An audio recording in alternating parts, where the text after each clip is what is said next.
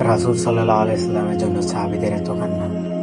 হযরত আবু বকর রাদিয়াল্লাহু তাআলা আনহু, এক সাহাবী তাকে জিজ্ঞেস করেছিলেন, হে আবু বকর, আপনি কাঁদছেন কেন?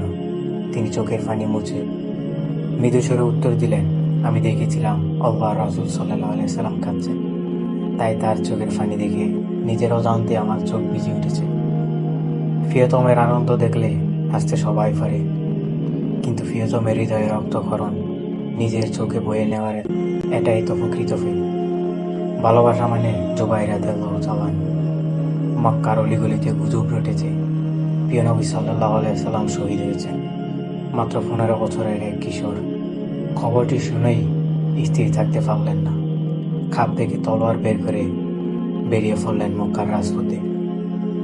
ইতিহাস সাক্ষ্য দেয়, ইসলামের ইতিহাসে ওটাই ছিল আত্মরক্ষার তাগিদে প্রথম খাপমুক্ত হওয়া তলোয়ার। বয়সের অবক্ষতা তাকে বাধা দিতে পারেনি, কারণ ভালোবাসা বয়সের হিসাব মানে না। ভালোবাসা মানে বনু দিনার গোত্রের সেই নারী। উহুদ যুদ্ধে তার স্বামী, বাবা এবং ভাই তিনজনই শহীদ হয়েছেন। তাকে যখন এই শোক সংবাদ দেওয়া হলো, তিনি বিন্দুমাত্র বিচলিত হলেন না।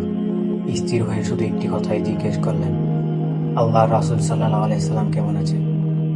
যখন তিনি নবীজি সাল্লাল্লাহু আলাইহি সাল্লামকে সশরীরে দেখলেন, তখন প্রশান্তি নিঃশ্বাস ফেলে বললেন, হে আল্লাহর রাসূল, আপনি ভালো থাকলে জগতের সব বিপদে আমার কাছে অতি সামান্য মনে হয়। রাসূল সাল্লাল্লাহু আলাইহি সাল্লামের ভালোবাসা মানে এর সেই আকুতি। তিনি যখন পৃথিবীর সব মানুষের সামনে দাঁড়িয়ে অকপটেই বলেন, আয়েশাকে নিয়ে তোমরা আমাকে কষ্ট দিও না। ভালোবাসার মানুষকে আগলে রাখার এমন ভিত্তি ঘোষণা আর কোথায় মিলবে? ভালোবাসা মানে গর্তে ঢোকার আগে আবু বকরের সেই সতর্কতা। হিজরতের সময় গুহায় প্রবেশের আগে তিনি নবীজি সাল্লাল্লাহু আলাইহি সাল্লামকে বললেন, আল্লাহর কসম, আপনি আগে ডুববেন না, আগে আমি ডুববো।